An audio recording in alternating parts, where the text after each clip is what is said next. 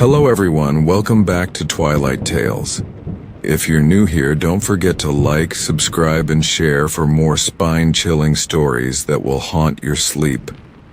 Tonight's tale is called Spirit Games, When the Ouija Board Speaks the Truth. Dim the light and let's begin. It was supposed to be just another weekend getaway, 6 of us. Old friends, booze, bonfire, bad jokes. Rachel's family cabin was perfect. Secluded, surrounded by woods, no neighbors for miles.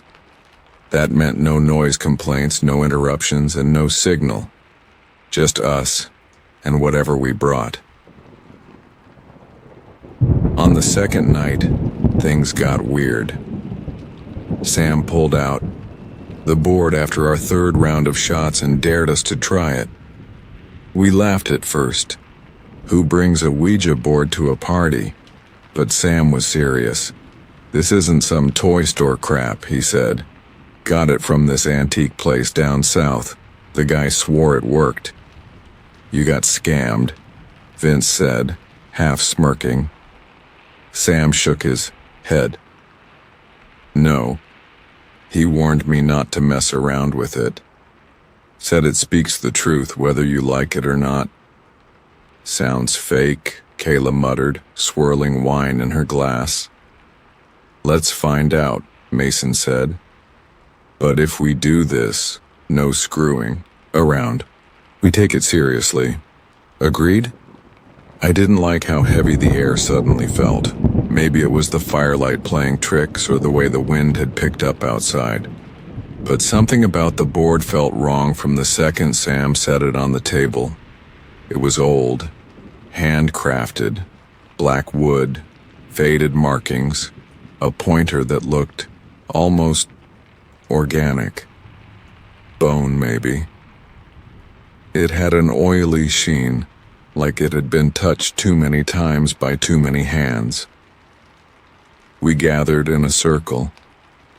Phones off, candles lit, shadows danced on the walls. Sam placed his fingers on the pointer. We followed. Cold. He whispered, "Is there anyone here who wishes to speak with us?" Nothing happened. Then the pointer jerked. It moved to yes. We all looked at each other. No one was laughing now. Sam cleared his throat. "What's your name?" The board spelled out, Sarah. Rachel froze. "That's my mom's name."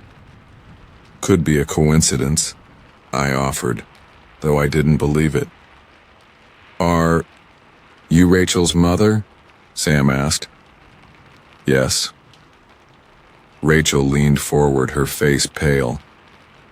"Why are you here?" The pointer scraped across the wood. "Help." I looked at Sam. "You sure this isn't you?" He raised both hands. "Swear to God, I'm barely touching it." "What do you need help with?" Rachel asked. "They are watching." The temperature dropped. The candles flickered. For a moment I thought I saw something shift in the corner of the room, but when I looked, nothing was there. Rachel whispered, "Who's watching?" The board responded instantly. The others. No one spoke. Then the pointer moved again. "Don't trust Sam." Every head turned toward him. "What the hell?" he said. "You think I planned that?" "You brought the board," Mason said. Sam stood up. "I'm done with this. This is bullshit."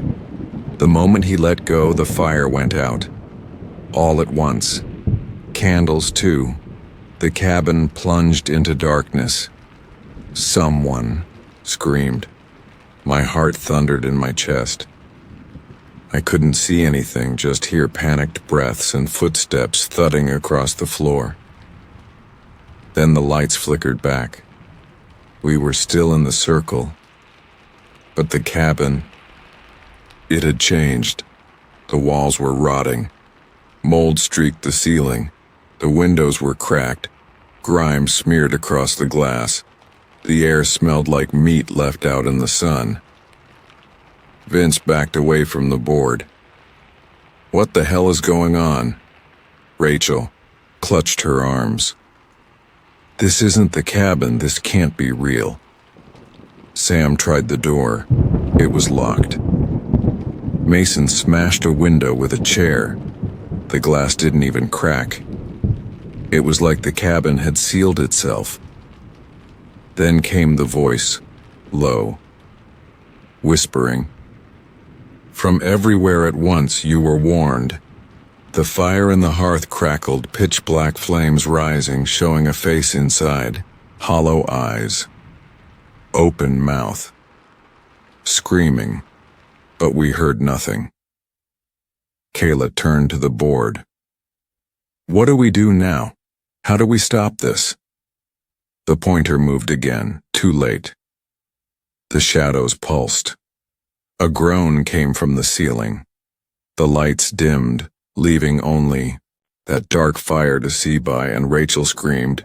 We turned, and she was gone, just gone. Vanished. Then, in the corner of the room, we saw it. A shape. Hanging. We rushed over, but I wish we hadn't. It was Rachel, suspended by something invisible. Her face, gone. Eyes hollowed out. Skin peeled like old wallpaper. Across her stomach, something had been carved with deep, jagged slashes. The game never ends. Kayla fell to the floor, sobbing. Mason threw up. Vince backed away, eyes wide. "This isn't possible," he muttered. Sam grabbed the board. "It's this thing, it's doing this, we need to finish the session, end it."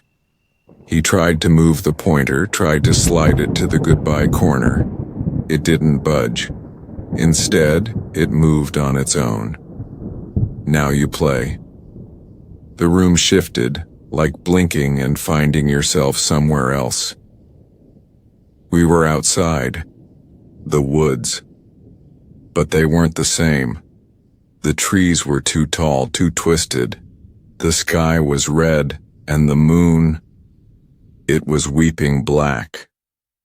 Whispers surrounded us.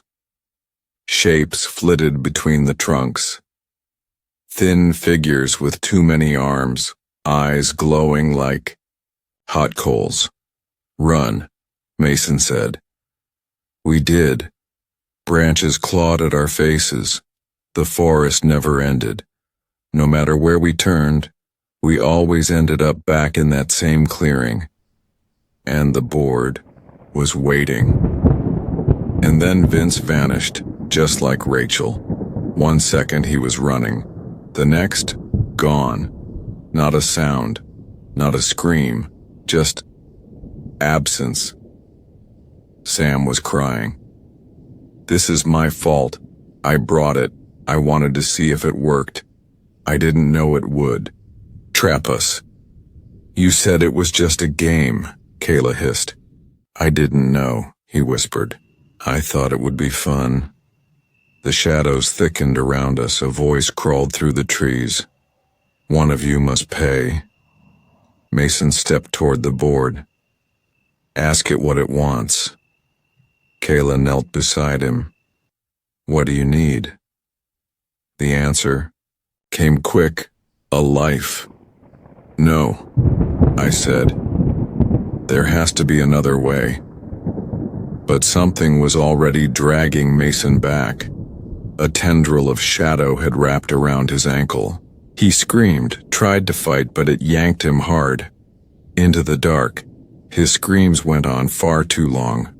Only 3 of us left. Sam stared at the board. "It wants one more. Then maybe it'll let us go." "No," Kayla said. "It doesn't want one. It wants all of us. It's just playing." She turned to me. "We can't win. We finish it ourselves." "What do you mean?" But she didn't answer. She raised the pointer and slammed it through her chest like a blade. She collapsed. Eyes wide, mouth still moving, but no sound came. The ground cracked beneath her. The trees bent inward. Screeches rose from all around us, then everything stopped. I was alone. The cabin returned. Warm. Lit. Normal. Except the blood on the board and the burned markings on the floor. I left that night. I never told anyone what happened. When the police investigated, they found nothing. No sign of the others. Not a single fingerprint besides mine.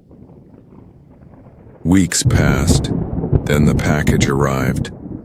No return address. Inside, the board, and a note. You were warned.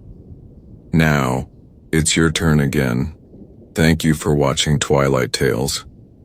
If you enjoyed this horrifying tale, don't forget to like, subscribe, and share.